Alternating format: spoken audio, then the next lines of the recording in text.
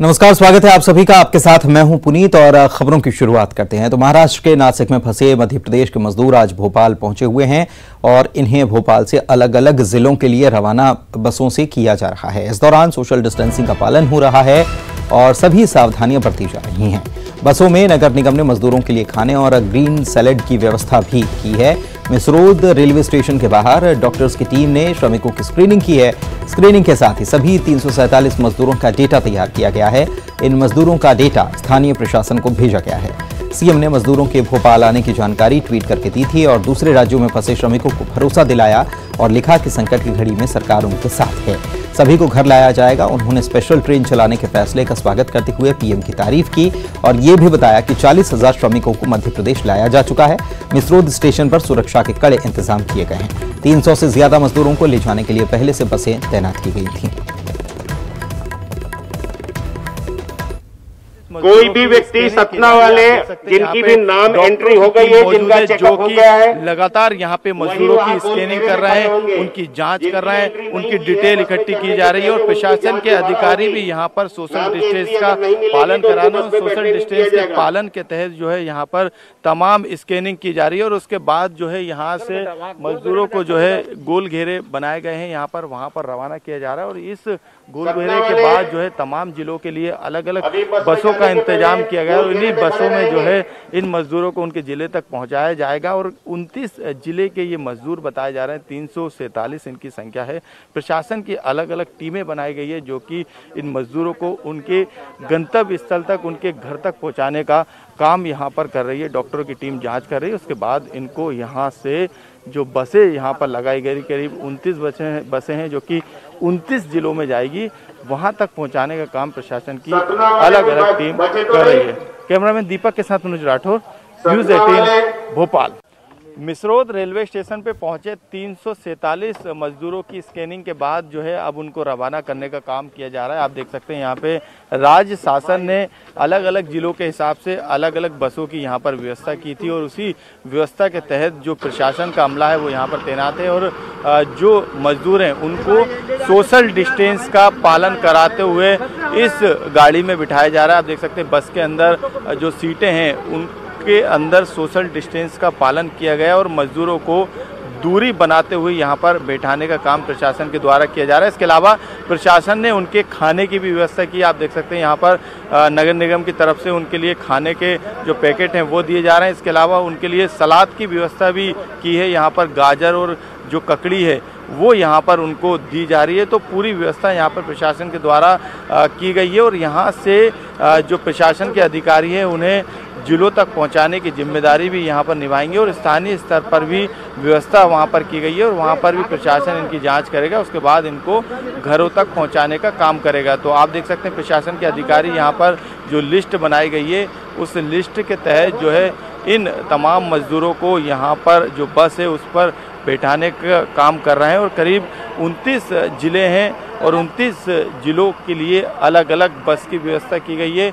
उसी व्यवस्था के तहत इन मजदूरों को अब उनके घरों तक रवाना किया जा रहा है। कैमरामैन दीपक के साथ मनोज राठौर, न्यूज़ 18 भोपाल। और मनोज हमारे सहयोगी हमारे साथ लाइव जुड़े हुए हैं, सीधे उनका रुख करते हैं। मनोज, क्या सभी मजदूरों को रवाना कर दिया गया है? जी बिल्कुल पुनीत, जो 347 नासिक से मजदूर आए थे उनको रवाना करने का काम प्रशासन के द्वारा कर दिया गया है। सभी के लिए अलग अलग जिलों के हिसाब से बसों का इंतजाम किया गया था और उन्हीं बसों में सभी को बैठाकर जो है उनके घर तक पहुंचाने का काम प्रशासन के द्वारा किया जा रहा है। पूरे जो मजदूर थे उनको रवाना कर दिया गया। प्रशासन की अलग अलग टीम बनाई गई थी जिलों के हिसाब से और अभी तक मध्य प्रदेश की बात करें तो करीब 40,000 से ज़्यादा मजदूरों को दूसरे राज्यों से लाने का काम सरकार के द्वारा किया गया है। इसके अलावा भी जो अलग अलग राज्यों में जो मजदूर फंसे हुए हैं उनको लाने की भी कोशिश प्रशासन के द्वारा, सरकार के द्वारा लगातार की जा रही है। यही कारण है कि एक कमेटी भी सरकार के द्वारा बनाई गई थी और एक एक अधिकारी को अलग अलग राज्यों की जिम्मेदारी भी सौंपी गई थी और ये कहा गया था कि इन अधिकारियों से संपर्क करके जो भी दिक्कत दूसरे राज्यों के मजदूरों को है वो बता सकता है। मनोज, आज कौन कौन से राज्य से मजदूरों को और लाया जाएगा, क्योंकि कल तो ले आया गया महाराष्ट्र से। अब कौन कौन से राज्यों से इन मजदूरों को लाए जाने का क्रम शुरू होगा आज से? जी बिल्कुल, क्योंकि जो महाराष्ट्र में जो जानकारी आई थी सरकार के पास, उसके बाद संपर्क महाराष्ट्र सरकार से किया गया था। उसके बाद इन मजदूरों को भोपाल लाया गया और भोपाल से अब उनको उनके ज़िलों में भेजने का काम भी किया गया है। लेकिन अभी भी यूपी के साथ कई ऐसे राज्य हैं जहां पर ये मजदूर मध्य प्रदेश के फंसे हुए हैं। इस तरीके की जानकारी प्रशासन को मिली है और यही कारण है कि राज्यों की सरकारों से संपर्क करके, क्योंकि जो टीम बनी है उनमें IAS अधिकारी शामिल हैं, तमाम स्तर पर प्रयास किए जा रहे हैं और संपर्क करने के बाद उन मजदूरों को लाने की कवायद लगातार की जा रही है। और जो आंकड़ा अभी तक मिला है, करीब 40,000 से ज़्यादा जो मध्य प्रदेश के मजदूर दूसरे राज्यों में काम करने के लिए गए थे, जो कि वहां पर फंस चुके थे, उनको मध्य प्रदेश वापस लाया गया और आगे भी ये आंकड़ा बढ़ेगा, क्योंकि लगातार दूसरे राज्यों में जो मजदूर फंसे हैं उनकी जानकारी मध्य प्रदेश सरकार को लगातार मिल रही है। जानकारी मिल रही है। एक बात और मनोज की, अब मध्य प्रदेश में तो बड़ी संख्या में जिले ग्रीन जोन में आ चुके हैं, अच्छी बात यह है, और ऐसे में वहां कामकाज भी शुरू हो जाएगा। इन मजदूरों के लिए क्या सरकार कोई कामकाज की व्यवस्था भी कर रही है? क्योंकि वहां पर तो ये कहीं कोई फैक्ट्री में काम करता था, कोई कहीं किसी साइट पर, कंस्ट्रक्शन साइट पर काम किया करता था, लेकिन अब ये जब प्रदेश में आ गए हैं तो इनको काम भी मुहैया कराना सबसे ज्यादा जरूरी है। सरकार को इस पर विचार करना होगा। मजदूरों को वापस तो लाया जा रहा है, काम कैसे मुहैया कराया जाएगा? जी बिल्कुल, प्रशासन ने ये सबसे पहले इसकी भी व्यवस्था की है और जो तमाम इंतजाम किए जाने थे उसको पूरा कर लिया गया है। राशन की व्यवस्था पहले ही कर ली गई है। 3 महीने का राशन इन गरीब परिवारों तक पहुंचाने का काम सरकार के द्वारा किया गया है। जिन्हें राशन नहीं मिला उसके लिए भी हेल्पलाइन नंबर जारी की गई है, वहां तक राशन पहुंचाने का काम स्थानीय प्रशासन के द्वारा किया जा रहा है। इसके अलावा रोजगार को लेकर भी सरकार चिंतित है और यही कारण है कि पहले ही सरकार ने जो कई उद्योग थे उनको परमिशन दी थी और वहां पर सोशल डिस्टेंस के तहत मजदूरों को और दूसरे जो लोग हैं, जो कर्मचारी हैं, उनको बुलाने के लिए कहा गया था। ये परमिशन पहले से मतलब सरकार ने तैयारी कर ली है। शुक्रिया आपका इस जानकारी के लिए मनोज।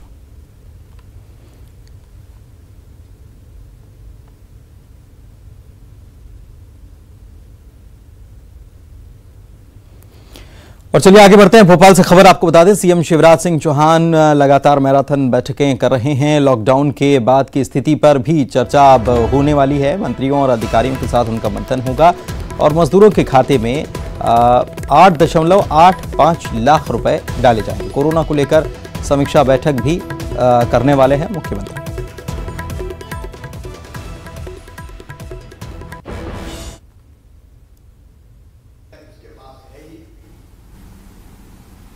और इसलिए ये क्रांतिकारी फैसला जो किसान को कई विकल्प उपलब्ध कराता है, हमने इसमें ये फैसला भी किया है कि संपूर्ण राज्य में मंडी शुल्क हेतु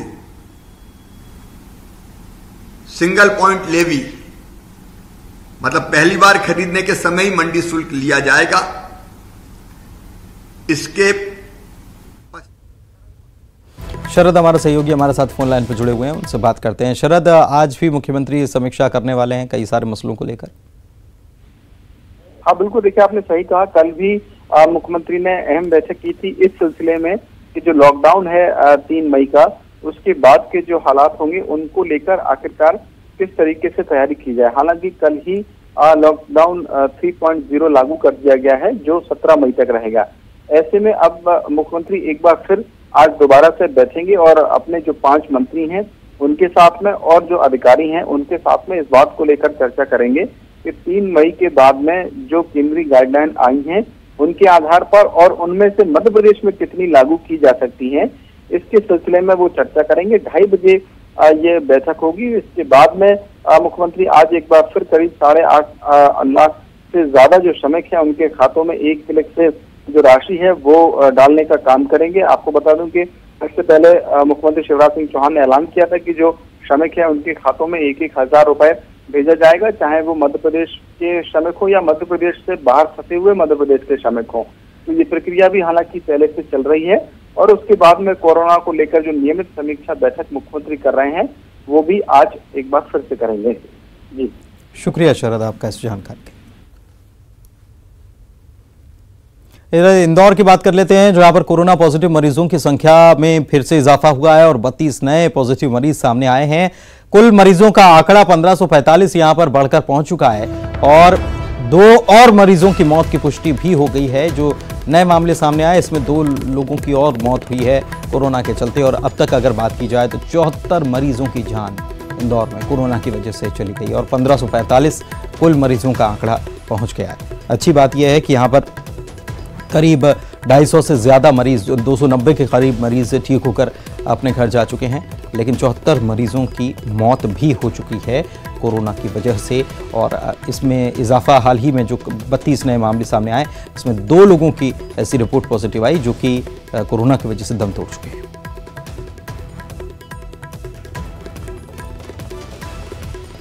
तो इंदौर में लगातार मामले सामने आ रहे हैं। अगर बात की जाए गुरुवार के दिन की, तो गुरुवार के दिन खबर आई कि 19 नए मामले हैं और ये जानकारी आई कि बैकलॉग खत्म हो चुका है, अब मामले घटेंगे। अब जो मामले सामने आ रहे हैं वो उनमें कमी देखी जाएगी, लेकिन अभी हाल फिलहाल में अगर बीते 3 दिनों की स्थिति को देखा जाए तो ऐसी कोई बात सामने नहीं आई है। इंदौर रेड जोन में है और इंदौर में 19 मामले सामने आए थे और गुरुवार के वाले दिन, शुक्रवार वाले दिन ये मामले बढ़े, 28 मामले सामने आए। इसके बाद आज जो खबर आई 32 मामले सामने आए। विकास हमारे सहयोगी हमारे साथ इंदौर से जुड़े हुए हैं, उनके पास चलते हैं और उनसे जानकारी लेते हैं इस पूरे मामले को लेकर। विकास, अगर इंदौर की स्थिति की बात की जाए तो पहले कहा जा रहा था कि बैकलॉग खत्म हो गया, अब मामलों की संख्या घटेगी, लेकिन हम देख रहे हैं कि 3 दिनों से इसमें कुछ न कुछ इजाफा देखने को मिल रहा है। साथ ही साथ रोजाना जब खबर आती है मामलों के बढ़ने की, तो उसमें मौत का आंकड़ा भी बढ़ता जा रहा, अब 74 हो गया।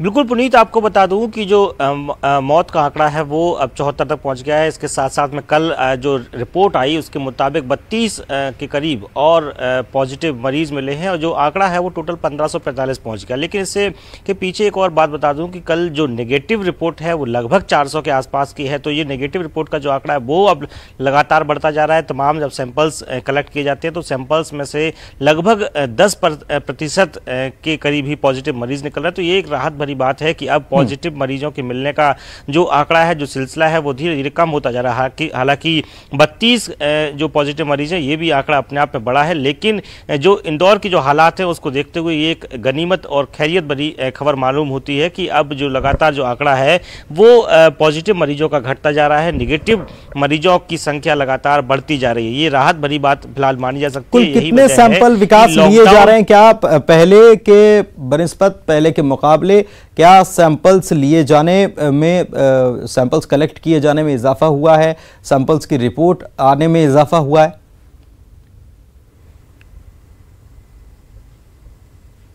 बिल्कुल पुनीत, पहले जब शुरुआत हुई थी उस वक्त लगभग 70 के आसपास की क्षमता हुआ करती थी जब प्रतिदिन इतने सैंपल की जांच हो पाती थी, जबकि इससे कहीं अधिक सैंपल ले लिए जाते थे। फिर धीरे धीरे आंकड़ा बढ़कर 200 के करीब पहुंचा और आज की तारीख में लगभग 400 या 500 के आसपास ये आंकड़ा पहुंच गया है। इतने 500 से के अधिक भी लगभग जो सैंपल है वो प्रतिदिन अब जाँच हो सकती है। इसके साथ साथ में एक ऑटोमेटिक मशीन भी जल्द इंदौर में लगने वाली है, जिसके माध्यम से जब जाँच होगी तो जाँच के महज 1 घंटे बाद ही रिपोर्ट मिल जाए करेगी। हालांकि जिस प्रकार से ये कई बार देखने में आता है कि मरीज की रिपोर्ट जब आती है तब तक मरीज की डेथ हो चुकी होती है, आफ्टर डेथ रिपोर्ट परिवार के पास पहुंचती है। लेकिन ये जल्द ही ऐसी भी टेक्नोलॉजी, ऑटोमेटिक टेक्नोलॉजी की मशीन इंदौर में लगने वाली है, जिसमें तत्काल लगभग 1 घंटे में ही रिपोर्ट मुहैया हो जाया करेगी और उसके बाद तत्काल उनको प्रिवेंशन के साथ में क्वारंटीन सेंटर भेज दिया जाएगा और साथ ही संबंधित जो चिकित्सा है वो जल्द से जल्द मुहैया हो सकेगी। तो जिस प्रकार से मैंने जिक्र किया कि 70 से लेकर 400 और 500 तक ये आंकड़ा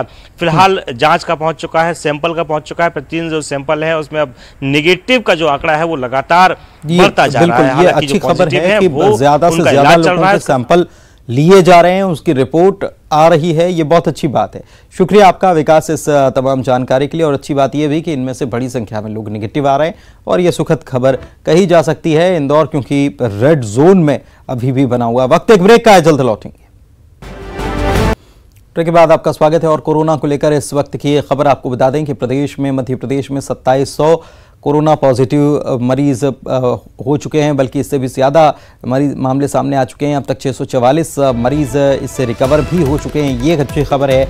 और प्रदेश में 149 लोगों की इसकी वजह से मौत हो चुकी है। इंदौर में सबसे ज़्यादा मामले हैं, 1545 पॉजिटिव केस इंदौर में सामने आ चुके हैं। कितने लोग रिकवर हुए हैं ये हमने आपको बताया, कहां कहां रिकवर मरीजों की संख्या कितनी कितनी है ये आप देख लीजिए। अब इंदौर से खबर 290 मरीज यहां पर रिकवर, मुरैना से ये खबर कि 14 मरीज रिकवर, उज्जैन से 4 मरीज रिकवर, जबलपुर में 10 मरीज रिकवर हो चुके हैं, जबलपुर में भी आंकड़ा बढ़ा है। भोपाल में 223 मरीज रिकवर होकर अपने घर जा चुके हैं, ग्वालियर में 6 मरीज, शिवपुरी में 2, खरगोन में भी रिकवर होने वाले मरीजों की संख्या में इजाफा हुआ और 22 मरीज अब तक रिकवर खरगोन में हो चुके हैं। खरगोन में भी मामले 70 से ज़्यादा चुके हैं। तो मुरैना में 14 मरीज रिकवर हुए हैं। इंदौर में सबसे ज्यादा मामले पूरे प्रदेश में बने हुए हैं, 290 मरीज यहां से रिकवर हो चुके हैं, 1545 संख्या यहां पर हो चुकी है। बड़वानी की अगर बात की जाए तो 18 मरीज रिकवर होकर घर जा चुके हैं, विदिशा में 13, होशंगाबाद में 19 और रायसेन में 1 मामला जो कोरोना पॉजिटिव मरीज है वो ठीक होकर अब घर जा चुका है, कोरोना नेगेटिव रिपोर्ट आई है। खंडवा की बात करें तो 12 मरीज यहां पर रिकवर हो चुके हैं, धार में भी 11 मरीज ठीक होकर घर जा चुके हैं, देवास की भी संख्या 11 है और शाजापुर में 6 मरीज रिकवर हुए हैं। तो बात खरगोन की कर रहे हैं, जहां पर कोरोना के 3 और नए मरीज मिल गए हैं, इनकी रिपोर्ट कोरोना पॉजिटिव आई है। अब खरगोन में मरीजों की संख्या बढ़कर 74 हो चुकी है। कोरोना से 7 लोगों की यहां पर जान चली गई और 22 मरीज पूरी तरह से ठीक होकर अस्पताल से उन्हें डिस्चार्ज किया जा चुका है।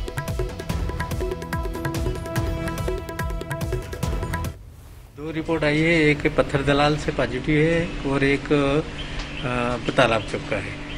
और ये सब कांटेक्ट में ही है एक दूसरे के, है ना। जो पुराने केस थे उन्हीं की कांटेक्ट हिस्ट्री से ट्रेस किया तो उन्हीं से कांटेक्ट आई है, तो इसलिए इनको सस्पेक्ट करके अपन ने भेजे थे सैंपल, तो उनकी रिपोर्ट दोनों की। इधर मंदसौर की बात कर लेते हैं, जहां पर कोरोना पॉजिटिव मरीजों की संख्या में लगातार इजाफा देखने को मिल रहा है और 3 दिनों में ये संख्या 9 से बढ़ते हुए 35 तक पहुंच गई है। 3 दिनों में ये संख्या 9 से 35 हो गई। नए मरीजों में एक ही परिवार के 20 लोग शामिल हैं। हालांकि अच्छी खबर यह भी है कि 4 पॉजिटिव मरीजों की रिपोर्ट नेगेटिव आई है। दूसरी बार रिपोर्ट नेगेटिव अगर आती है तो इन मरीजों को डिस्चार्ज भी कर दिया जाएगा। कोरोना से जिले में अब तक 3 लोगों की मौत भी हो चुकी है, तो 9 से मामला 30 से ऊपर चला गया। पहले 9 पॉजिटिव मरीज सामने आए थे, इसके बाद ये संख्या बढ़कर 19 हो गई। 10 कल मरीज सामने आए थे और एक बार फिर से और मामले सामने आए और 35 मरीज पॉजिटिव मंदसौर में सामने आ चुके हैं। पहले से कोविड हॉस्पिटल में हैं, उनके जो सैंपल्स भेजे गए थे 14 दिन पूरा होने के बाद, तो उसमें से 4 लोगों के फर्स्ट सैंपल नेगेटिव आ गए हैं और उनके लिए दूसरा सैंपल भी आज भेज दिया गया है। तो कल उम्मीद है कि उनकी सेकंड नेगेटिव आ जाती है तो उनको भी हम लोग रिलीज करेंगे। और इधर धार से भी राहत भरी खबर आई है। यहां पर 11 कोरोना के मरीज पूरी तरह ठीक हो चुके हैं। 2 जांच रिपोर्ट नेगेटिव आने के बाद इन्हें अस्पताल से डिस्चार्ज कर दिया गया है। इस मौके पर कलेक्टर और एसपी ने ठीक हुए मरीजों को बधाई भी दी है।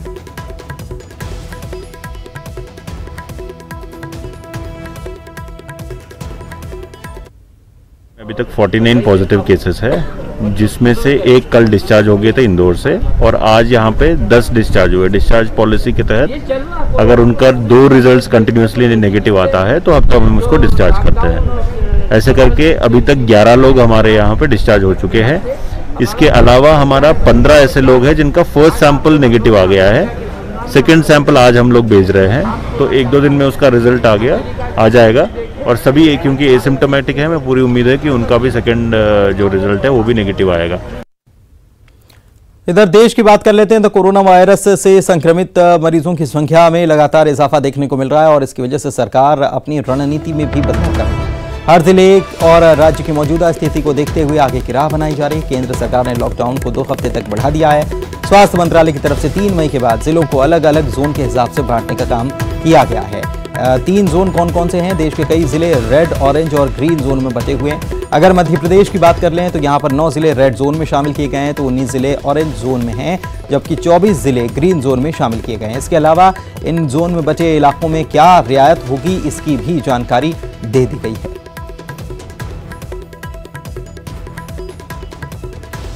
तो आपको ग्राफिक्स के जरिए आप बताते हैं कि 4 मई के बाद किस तरह से छूट और पाबंदियां दोनों रहने वाली हैं। 4 मई से क्या नहीं खुलने वाला है। हवाई सफर आप नहीं कर पाएंगे, ट्रेन, अंतर्राज्यीय बस सेवाएं, मेट्रो बंद रहने वाली है, राज्यों के बीच में सफर भी नहीं कर पाएंगे। स्कूल, कॉलेज, शैक्षणिक संस्थान बंद रहने वाले हैं। सिनेमा हॉल, शॉपिंग मॉल ये बंद रहेंगे, जिम बंद रहेंगे, स्पोर्ट्स कॉम्प्लेक्स बंद रहेंगे, होटल, स्विमिंग पूल, बार, रेस्टोरेंट ये सब बंद रहेंगे। सामाजिक, राजनीतिक कार्यक्रम नहीं हो पाएंगे, धार्मिक स्थल भी बंद रहने वाले। 4 मई से लगने वाली कुछ पाबंदियों के बारे में भी और आपको बता देते हैं। पूरे देश में 4 मई से कुछ पाबंदियां लगाई जाएंगी। गैर जरूरी गतिविधियों के लिए शाम 7 से सुबह 7 बजे तक आवाजाही पर पूरी तरह से रोक है। 65 साल से ज्यादा उम्र के बुजुर्ग और 10 साल से छोटे बच्चों के बाहर जाने पर भी रोक लगा दी गई है। गर्भवती महिलाओं और अस्वस्थ लोग भी बाहर नहीं जा सकेंगे। ओपीडी और मेडिकल क्लिनिक कंटेनमेंट जोन के बाहर ही खुल पाएंगे। रेड जोन में क्या खुल पाएगा और क्या नहीं खुल पाएगा यह भी अब आपको बता देते हैं। रेड जोन में साइकिल रिक्शा, टैक्सी, कैब, जिले के अंदर बस से आवाजाही, नाई की दुकान और सलून नहीं खुल पाएंगे। अनुमति प्राप्त गतिविधियों के लिए निजी गाड़ियों की आवाजाही हो सकती है, लेकिन निजी गाड़ी में ड्राइवर के साथ 2 यात्री ही सफर कर सकते हैं। दोपहिया वाहन में केवल एक ही व्यक्ति को अनुमति दी जाएगी और जरूरी सामान बेचने वाली दुकानें जरूर खुली रहेंगी। रेड जोन में निजी दफ्तर खुल पाएंगे, लेकिन 33% स्टाफ के साथ ही यहां पर काम हो पाएगा। सभी सरकारी कार्यालय खुले रहेंगे, डिप्टी सेक्रेटरी स्तर और ऊपर के अधिकारी काम पर आएंगे। ऑरेंज जोन की बात कर लेते हैं। ऑरेंज जोन में क्या स्थिति है, तो ऑरेंज जोन की स्थिति आपको बता देते हैं, क्या खुल पाएगा क्या नहीं। जिले के अंदर और जिलों के बीच में बसें नहीं चल पाएंगी। ऑरेंज जोन की बात कर रहे हैं। टैक्सी और कैब को छूट जरूर मिलेगी। एक ड्राइवर के साथ 2 ही यात्री सफर कर पाएंगे। अनुमति प्राप्त गतिविधियों के लिए जिलों के बीच में निजी वाहन सफर कर पाएंगे। गाड़ी में ड्राइवर के साथ केवल 2 ही यात्री सफर कर पाएंगे। ये आपको ग्रीन जोन की स्थिति आपको बता देते हैं। अब सभी गतिविधियों में ग्रीन जोन में छूट मिलेगी। 50% कैपेसिटी के साथ बसें चल पाएंगी। तो यहां पर भी कुछ नियम तो लगाए गए हैं, ऐसा नहीं है कि पूरी छूट दे दी गई। 50% क्षमता के साथ बस डिपो काम कर पाएंगे। सार्वजनिक स्थानों पर फेस कवर पहनना बहुत जरूरी होगा। अगर शादी, कोई समारोह हो रहा है तो यहां पर 50 से ज्यादा लोग इकट्ठा नहीं हो पाएंगे। अंतिम संस्कार पर भी 20 से ज्यादा लोग नहीं जा पाएंगे। सार्वजनिक स्थानों पर थूकना, अगर कोई थूकता है तो उस पर जुर्माना किया जाएगा। सार्वजनिक स्थानों पर शराब पीना, पान खाना, गुटखा, तंबाकू का सेवन भी प्रतिबंधित रहेगा। इसके अलावा शराब की दुकान, पान की दुकान, गुटखा, तंबाकू ये बेचने वाली दुकानें जो हैं, सोशल डिस्टेंसिंग का पूरी तरह से इनको पालन करना होगा। 2 गज की दूरी का पालन किया जाएगा। दुकान पर 5 से ज्यादा लोग इकट्ठा नहीं हो पाएंगे। ये दुकानें केवल ग्रीन और ऑरेंज जोन में खुलेंगी।